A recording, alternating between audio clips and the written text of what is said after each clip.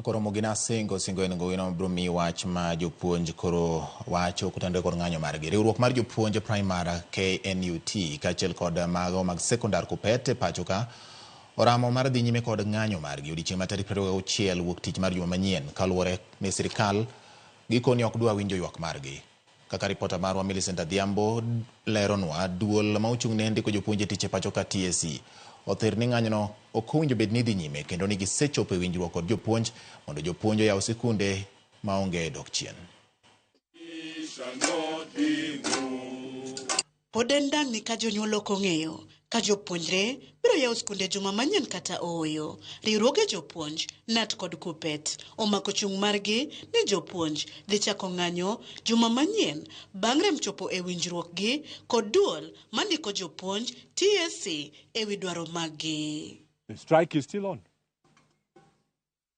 until we sit with those organs and until Teacher Service Commission give us response. The commission has degraded the teaching profession to the level that we are now a laughingstock in the region. Riwruogego seyo TSC kuom rem chopo singo mane giketo kendo mano nyiso ni sirikal ok ochiwore mar reso sekta mar somo.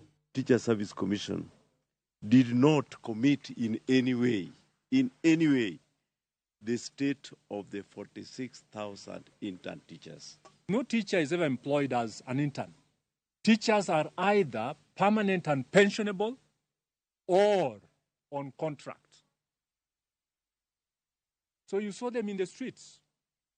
It was one of our demands. Kata kamano duol mar TSC to golo chik ne jopuonj mondo mi odoge tich chieng' wuok tich nimar winjruok kata CBA mane owinjore oringe kind 2021 nyaka 2025 oseketi e tim. Mano koriwo chiwo maromo silings bilion 13 ne chulo jopuonj kochakore dwe mar 7 higani.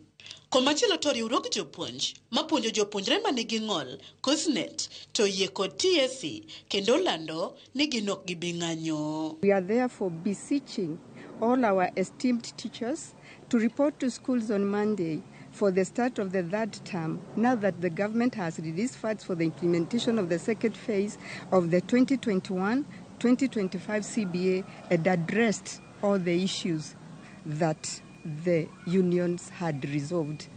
Walimu wetu Jumatatu waelekee mashuleni.